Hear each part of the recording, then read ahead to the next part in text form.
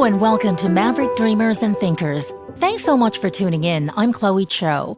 In this day and age where disruption is upending business as usual, almost everybody aspires to start up or become a tech entrepreneur. But how do you go about this path, especially if you don't come from a tech engineering background or didn't even break apart a PC as a child?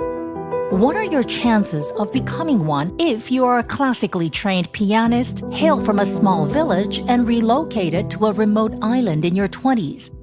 Can such isolation bring about a clarity of thought that leads to a great vision, which grows into a transformative idea in AI or IoT, Internet of Things? That's what you're about to find out as our story begins on the beautiful shores of Waiheke Island of New Zealand, about 40 minutes away by boat from Auckland. On Waiheke Island, I mean, it was beautiful. It's a beautiful nature. Our home was close to the beach, so it was a very different routine. We would go for a swim, then we would have breakfast on our deck. Then we would, because one beauty of New Zealand is the different time zone, because it's ahead of everything basically. So, and my business, I mean, it's founded in New Zealand, but the market is in Europe. So I would have half the day. I would just have for myself and for the business. So we would go to a cafe, for example, and then just work from there. And yeah, I mean, it was very, very easy and relaxed and still productive. I mean, nature is absolutely unique and special. But when you picture where it lies in the middle of an ocean, yeah, and the next piece of land is a few thousand miles away. So what you experience when you are like an inventor or like a very creative person, you experience a different type of silence.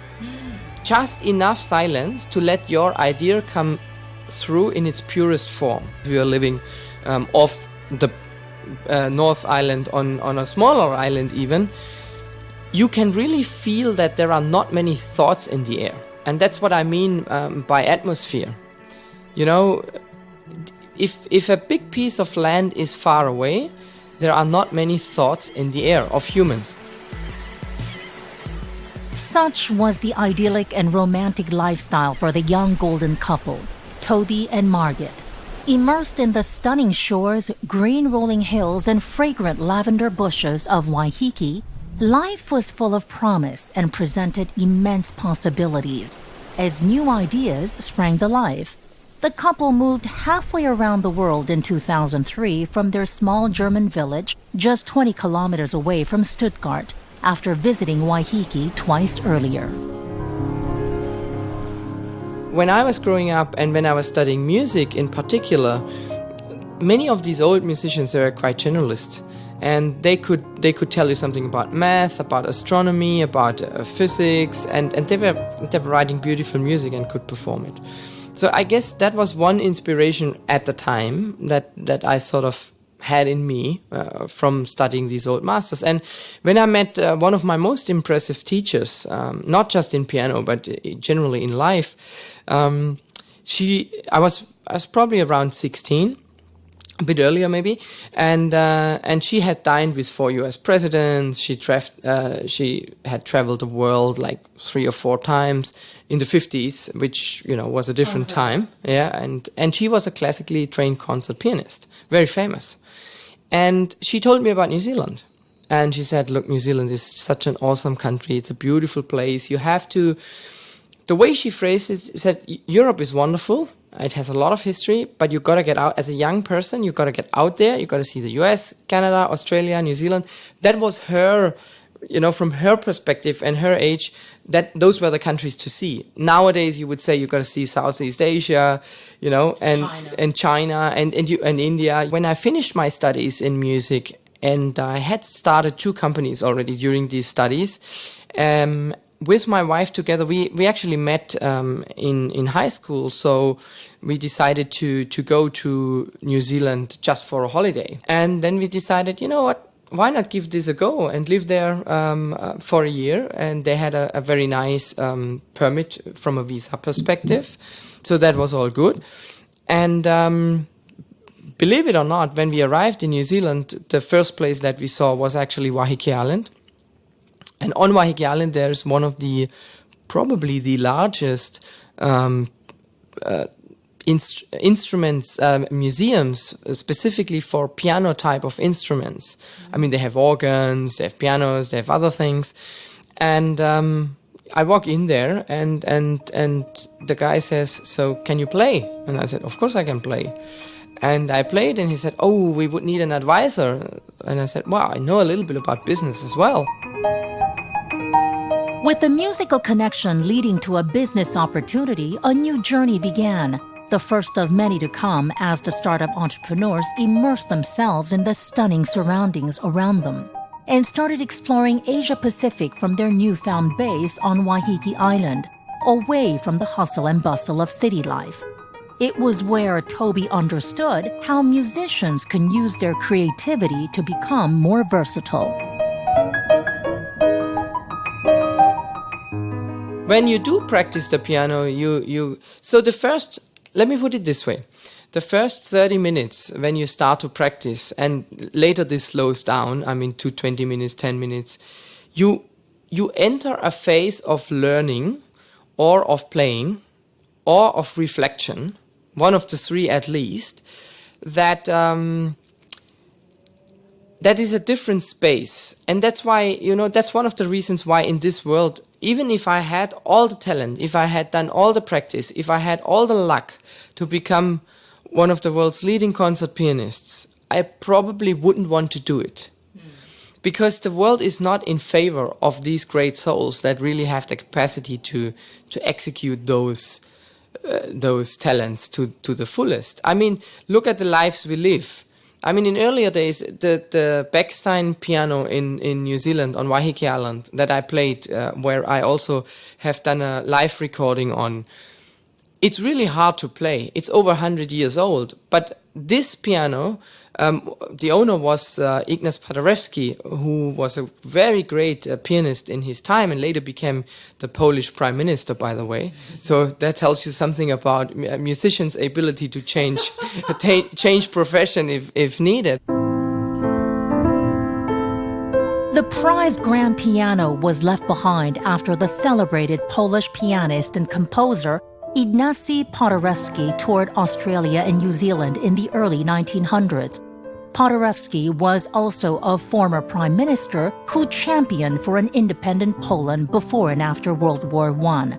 Just as Toby learned how musical giants can go on to forge a vision to build a totally different path in politics, he drew upon the pristine and tranquil environment for inspiration in the world of tech.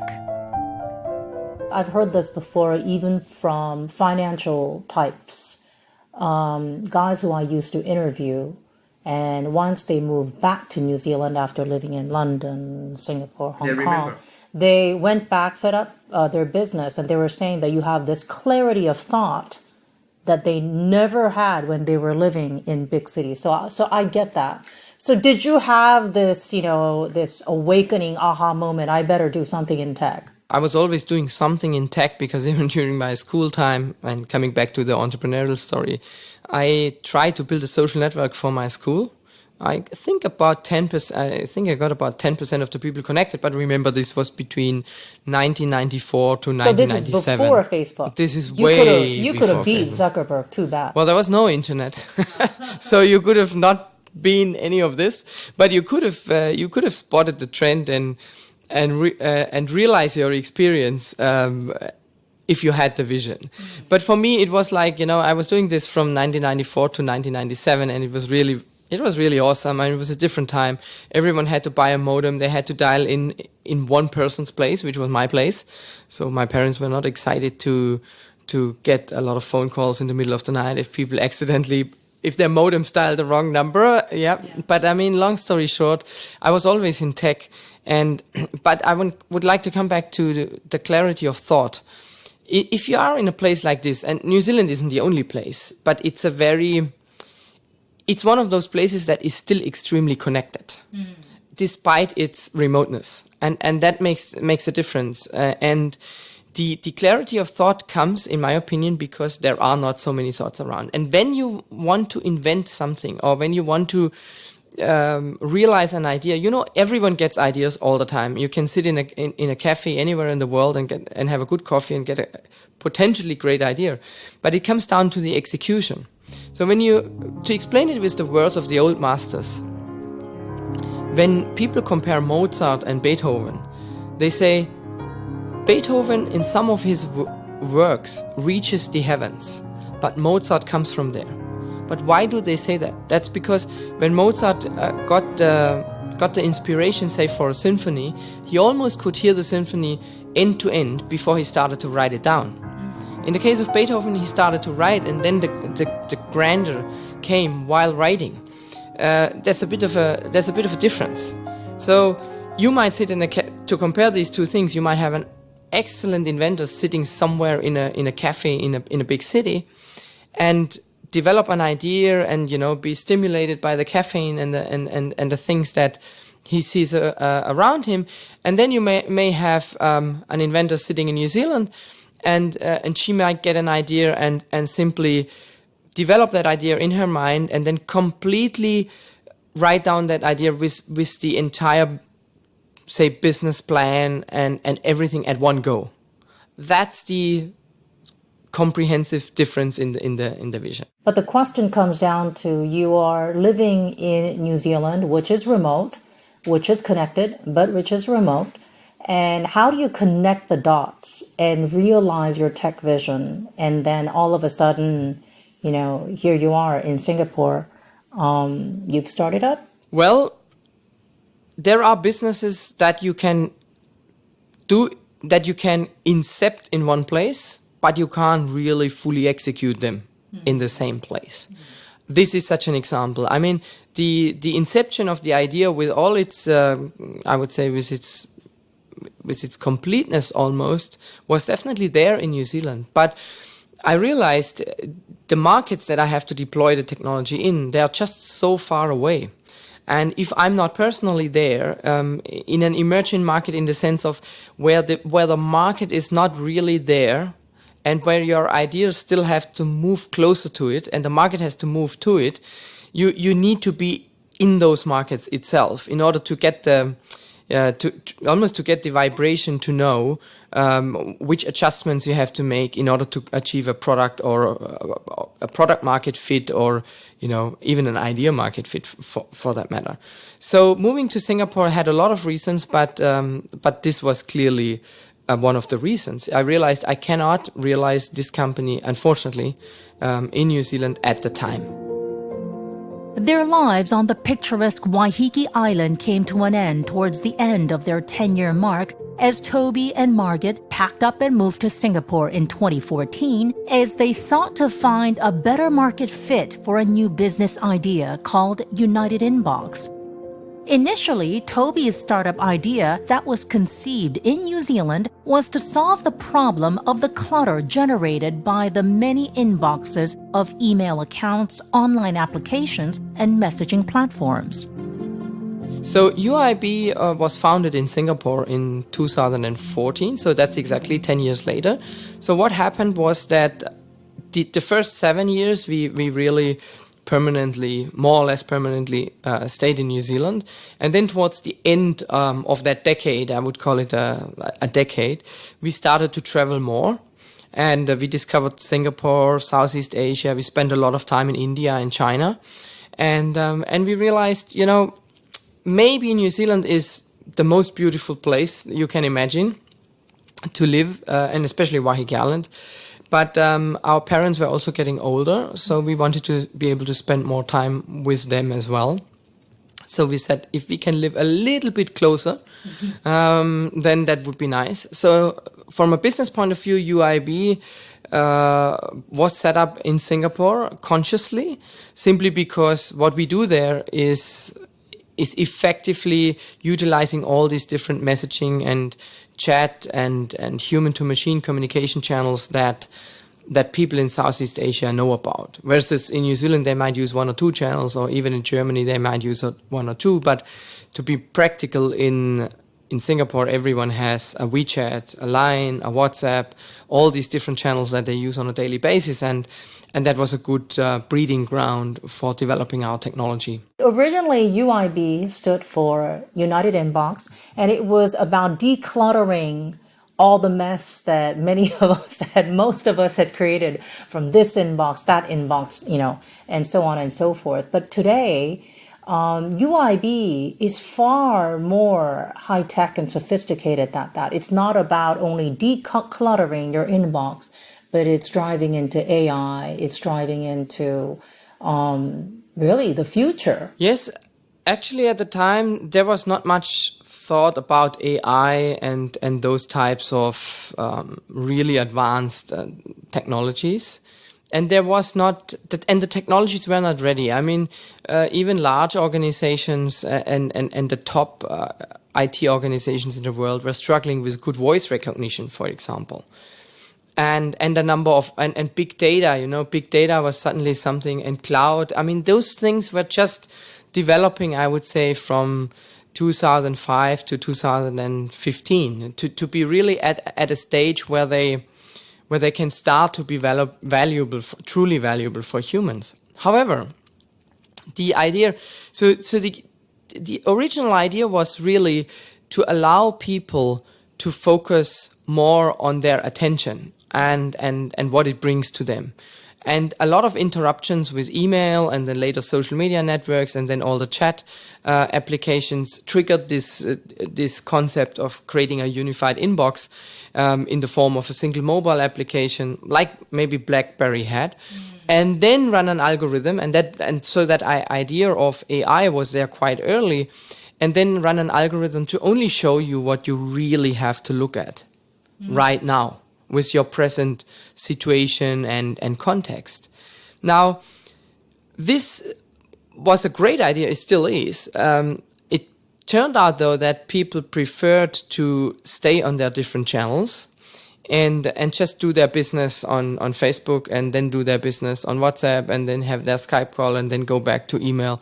It was very difficult to trigger a change of behavior. And this is why when we moved to Singapore in 2014, we thought, how can we leverage the technology that we built? Because we already had built all these messaging connectors by end of 2014. So we said, what's the next big wave of technology adoption? And we found that this is going to be IoT, the Internet of Things.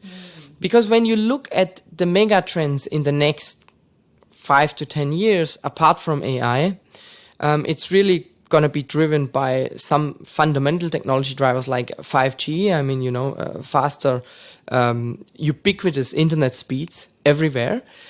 But we are kind of a limited resource as humans on the planet. Now, machines are not so limited. Everything that you have in your home, in your city, is going to be connected. Your TV is probably already connected. Your coffee machine is going to be connected. Your fridge is going to be connected. Your lights, your blinds, everything in your home is going to be connected. And smart cities are going to be connected anyway through a number of cameras and sensors that are already in the field. So IoT, the Internet of Things, is growing rapidly. So that means the problem is we as humans can't really process all these data points and interact with them effectively anymore. That's also why we changed the Unified Inbox concept to UIB, and you can call it Unified Intelligent Business or Unified Intelligent Bot now, because we basically apply AI, artificial intelligence, to talk to machines in natural language. Yeah, so basically, in short, it's like, let's say, like some of the demonstrations that you did for the audience at WhatsApp at the Facebook building a couple of months ago. It's like you show up at work, your office gym tends to be busy because there are 3 treadmills or whatever. And then if you message the gym, are there any empty treadmills? And that system simply messages you back. Hi, Mary. We have, one machine that's going to be coming up in about 5 minutes so that you save time. It boosts productivity. And ditto for let's say, if there's an office cafeteria, canteen, what's the menu today? I feel like I'm having a hamburger today, right? And they say, sorry, today the menu is spaghetti and meatballs and pizza or something like that, right? That's how it works. And this can be applied to different industries and sectors. Yes, so this particular example that you talk about is integration with Bosch together. So Bosch has a series of smart cameras, and they can detect whether someone is in an area, for example, the treadmill. But the problem is you would not develop a mobile app to check into the gym. And then you have a different one, say, for your fridge to check whether, maybe there's a camera in the fridge as well to see what is inside. So you'll end up with hundreds of mobile apps for different devices and for one brand. Then for another brand, you again have to download a mobile app. So it becomes very... Let's say a smart home or a smart building becomes quite dumb that way. Yeah. What we did is we simply said, look, you have your WhatsApp, you have your WeChat, you have a Line, you have your Viber. Why can you not use the channels and the media that you're using every day with your human family, friends, co-workers and colleagues? Why can you not use the very same manner to talk to machines? So we just say, human-to-machine communications has to be as simple and natural as human-to-human communications. And that's exactly what we did. So we just told the camera, if someone is asking for food, we go to this camera in the canteen and we show, what's the food today. If someone is asking for the gym or whether the treadmill is available, we literally zoom in on that particular camera and we don't show the picture. We can simply say, hey, the treadmill is available. Go there. You don't really have a technical or technology engineering degree because a lot of these guys, startup founders who are driving this, are from an engineering background, right? Or they were kids who were breaking apart, old Macs or PCs. You're a music major. So the question comes down to, without that degree or without that kind of background, how does a musical guy get into something that is actually really technical? Because when you're starting up, you have to do everything, right? So yes, you're right. When you first of all, when you're starting up, you really have to do everything, and I think that's a big mistake. A lot of founders don't realize that they have to. The best thing as a founder that you can do is to know your weaknesses and find someone who can fill them up. So in my case, remember, I was always technical to a point. So I was very keen on learning programming languages, but I never managed to learn them. So I knew I had a limit there. I could, for example, I could design a software program and I could tell exactly what it should do. I could almost say, this is the function, this is the process, this is even how it looks, but I couldn't write the code. So if you know your weakness or if you know your limit, you have to find someone else who doesn't have that same restriction. So in 2002, and that was during our first New Zealand visit, I realized, every company that I'm going to build in the future will have to have a strong tech background. So then I thought, if I have this issue, maybe a lot of other people will have the same issue. So I said, why don't I build a tech company? A software company, a software builder, basically. But how do you do that without being a programmer? That's a right question to ask. It's really hard. So I was young and I was a bit of a greenhorn. So I wrote in the internet. I went to a forum, and that was recommended by someone whom we met during our travels in New Zealand. And he said, just write into this internet forum in India. There are a lot of programmers there. It's like the Silicon Valley of the East. And I thought, okay, well, might as well do that. So I wrote there and I got hundreds of replies of people who want to work for me, whom I didn't know. I got a lot of CVs. But I thought, let's give this a go. I picked 2 and they said, okay, let's start. So I just sent them my designs over email of the software that I wanted to build at the time. And and we communicated purely via Messenger. I mean, at the time it was MSN Messenger. And we never talked. There was no phone call. There was only email. I think once one of the people there called me and I couldn't understand. The Indian English at the time, it was not in my... there was no chip in my mind at the time for this. Now, of course, it's different. Sometimes I'm South Indian in that sense. I can adapt quite well to many English slangs these days. But long story short, these two started off, and I sent them money, and I kept sending them money every month, and we didn't meet for 2 years.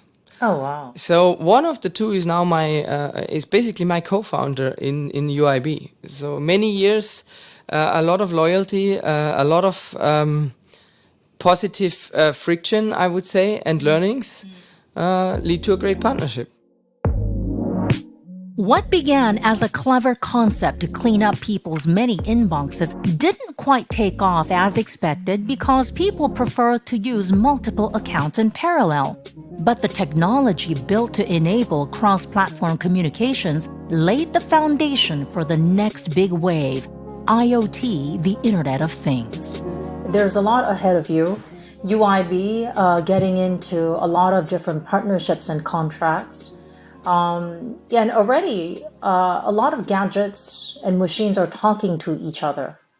Is this just the start of a big revolution in a way? Well, today, what about privacy? You know, there was that incident recently because as our data is being collected. Well, that's a really interesting topic. I had a panel discussion with an ex-intelligence officer in London a couple of weeks ago who conducted covert operations in the Middle East. Very interesting. And I would say that privacy as we know it is gone.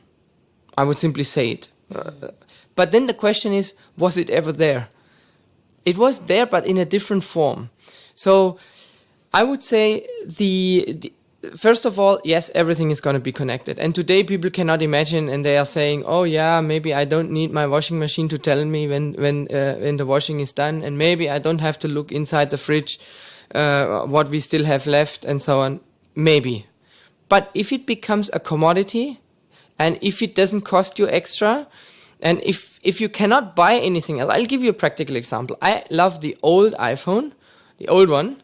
I used to have a 6 for a very long time because it has this headphone jack. Yeah, I don't need one with this plug, one with that plug. It just works. No need for the Bluetooth thing. Now now I upgraded to the latest one, and you have the new one, and there's no real choice to go back. Now, because of this, will I not buy the device? No. I love the fingerprint. I didn't want the facial reader for privacy reasons, but hey. What can you do? It's just there. And that's why you're going to live the next 20 years with an old thing that's not going to be supported by the software as well.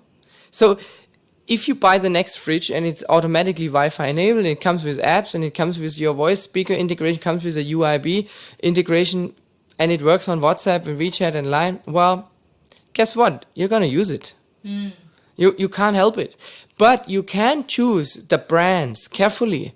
You can choose whether you put a voice-activated speaker in your home, in your sleeping room, in your kitchen. You don't have to.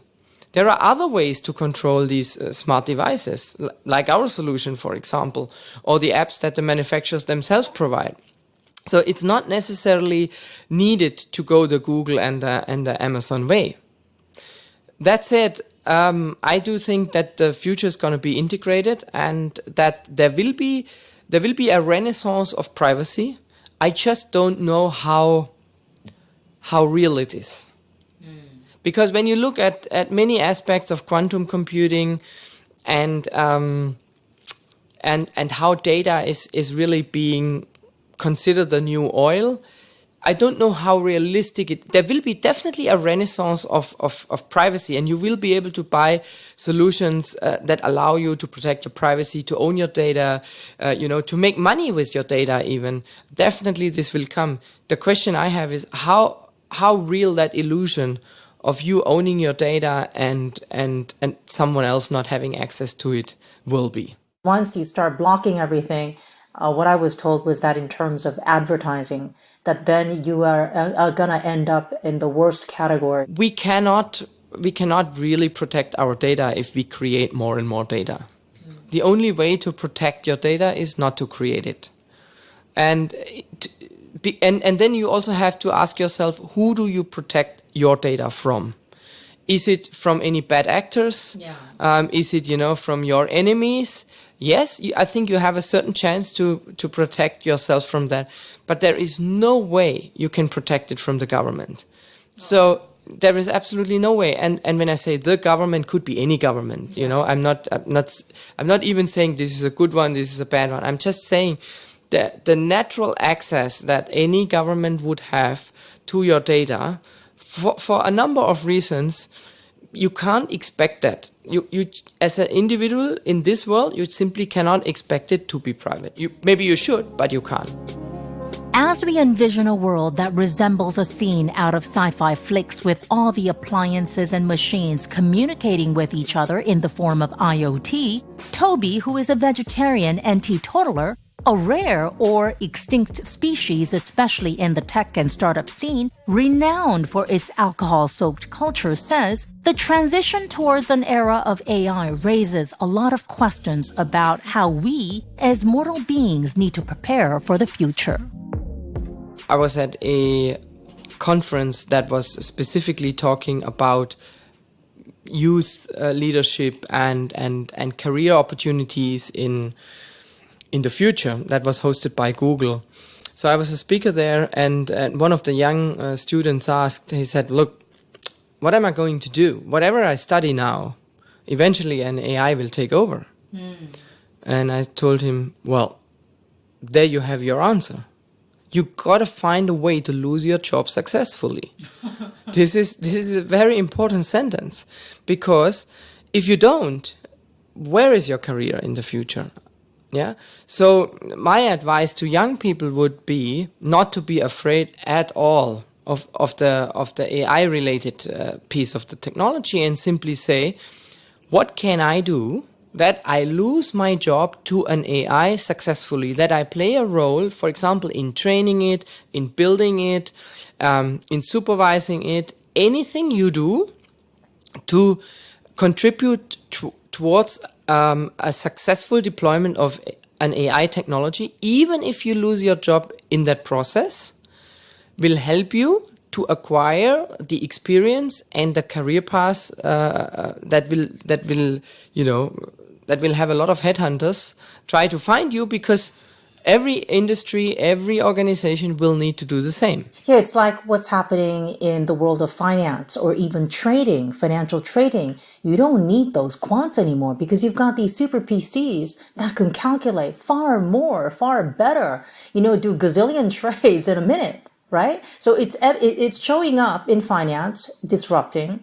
And then I guess it's going to keep on having ripple effects, right? It will have a lot of ripple effects to the point that AI is at the forefront of all these technologies. At the end of the day, you have blockchain, you have fintech, you have IoT and so on. That's all there. But at the top is an AI. Because at the end of the day, the artificial intelligence will eventually come to a point where it may or may not be able to create its own technologies, yeah? Then it becomes a vastly different ballgame. But what I asked at the end of the conference is, I said, so what's next after AI? And that's really the question that we as a human race, we should ask ourselves. What's after AI? And what's after technology? Because every huge trend and every huge development always has a subsequent wave of almost an anti-trend. So I can definitely see that in 10, latest in 20 years, people will run around with a brain implant. They may still be able to take it on and off, but it gives them instant access to everything that's on the internet simply by thought. Definitely within 10, maximum within 20 years, this happens. But guess what? In 50 or 100 years, maybe in 200, when we are born, that is already built in. So it's not there's no option to remove it anymore at that time. How do we decide Who is smarter? Yes. Looking at it from a society perspective, I think what will happen eventually is that there will be people, even if you could live forever, they simply don't want to. You know, there's a freedom of choice to that. And I mean, it's just like today, you know, in your will, you could say, do you want to have life extension support or you don't? I mean, you can write that down. So there will be a time when people have to make conscious decisions as to how much technology they want to be in their body. And look, how old are we as humans anyhow? I mean, I don't know. I mean, we might evolve to you know, to something else. I'm not saying we become hybrids or anything like that, but what I do see is that there are people who don't want to change. A large section of the society would simply say, no, it's good as it is. I want to be like that. Maybe you can think of it like an organic food movement in the early days. and others, they say, well, we have to make use of every possible advancements in technology that we possibly can. And what I'm worried about is the friction this creates. But it might be a few hundred years away. We don't know. As we reflect on what may hold for the future with exponential technologies upending human lives with no turning back, what is the final frontier? Will technology advancements lead to a future where human beings become like semi-robots, powered by brain implants or any other chip-enabled body parts for that matter? How do we prepare for that possible eventuality? People who are scared of the disruptive impact that technology and the use of exponential technologies will have on their industries, they need to figure out a way to get successfully fired. So explain that a little bit more. How do you get yourself successfully fired? And is that a good thing? Once you get fired, then what? You lose your income, and then what? Successfully fire means you have to create something, whether it's a digital transformation project, whether it's in AI, IoT, it's in one of those transformative technologies or transformative industries where you become visible as a leader.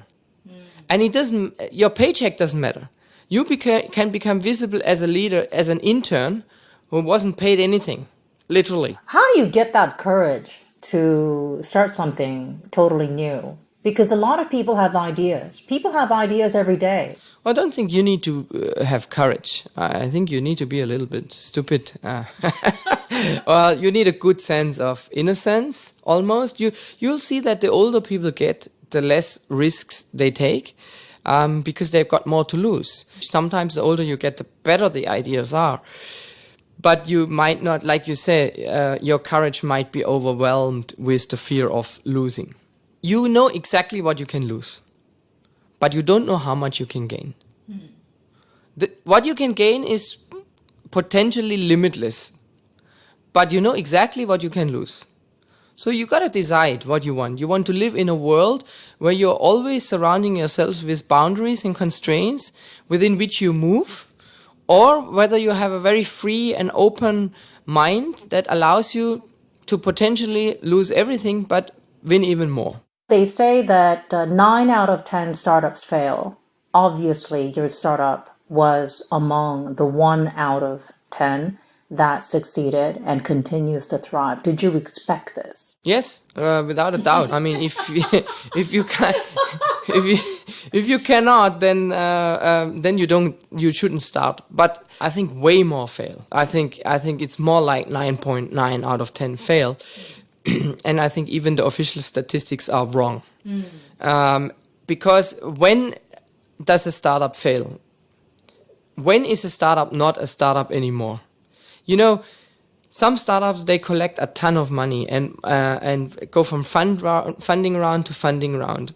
Then the market goes bad and they did an IPO and they lost so much of share value. Look, Uber. Look at WeWork. Are they successful? The whole thing just got shelved. That's what I'm trying to say. So you cannot assume you ever made it.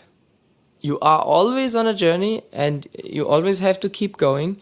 And you, if you don't want to continue that particular journey, take another one. But the reality is, you never made it.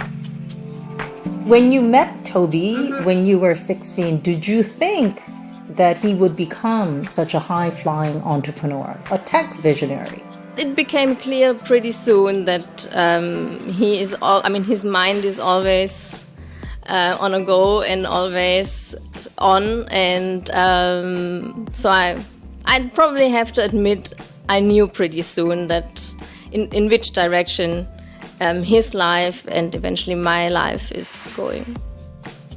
The journey continues for the maverick tech entrepreneurs Toby Ruckert, founder and CEO of UIB, and his wife Margit Bruzda, who's running her own e-commerce business. 16 years since their arrival on Waiheke Island, Toby and Margit's lifestyle could not be any more different today. Traveling from city to city and living out of suitcases, they're packing up to hit the road for their next destination. We'll keep tracking their global travels and catch up with them again soon. Thank you so much for tuning in. Really appreciate you taking the time. Would be most grateful if you could subscribe and share your feedback. Do make maverick dreamers and thinkers a part of your regular routine. And if you'd like to find out more about our podcast, go to www.brilliantmp.com for details. Until next time, to all the great dreamers out there, I'm Chloe Cho. Take care and stay tuned.